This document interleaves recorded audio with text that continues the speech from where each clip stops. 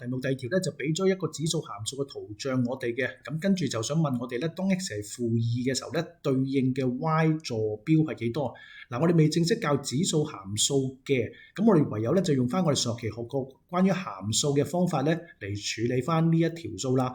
咁當其時我哋教函數嘅時候咧，就教大家咧係熟背5隻字，咁呢5隻字咧會幫大家解決晒所有函數嘅問題噶啦。咁唔知大家仲記唔記得係邊5隻字咧？係啦，咁咧就係呢5隻字啊，睇圖代數字。咁而家幅圖咧嘅特性，我哋原則上未學噶嘛，係嘛？咁我哋唯有咧就點啊？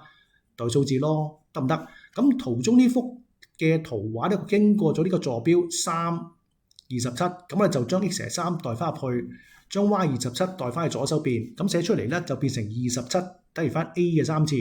嗱，其實同學仔其實識背少少乘數表咧，應該都即刻計到 a 噶啦。咁如果真係計唔到嘅話咧，嗱唔緊要啊。咁我哋上一份筆記學過對數嘅，咁我哋借對數幫手咯。嗱，呢個係等式嚟嘅，咁即係話咧，我哋兩邊一齊做任何運算咧係冇問題嘅，得唔得？咁我哋而家兩邊咧就可以一齊取對數。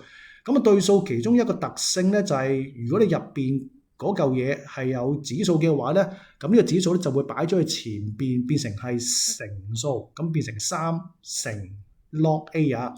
咁呢個3乘log A 呢個3係數目字嚟嘅啫嘛，咁啊就將呢個乘數搬去隔離俾 log 27去除。嗱，咁我哋撳齊晒之後咧，最後咧會得到呢個 log A 係得翻0.4771嘅。咁我哋為咗要取消呢個功能，咁你撳計數機嘅時候都好簡單嘅啫。逢係功能鍵上邊所有嘅掣，你想取消佢嘅話咧，咁你先撳咗 Shift， 然之後先再撳翻呢個 log， 跟住你撳翻呢個數目字嘅話咧，其實你部計數機就自動幫你將呢個 log 咧飛咗過嚟呢邊。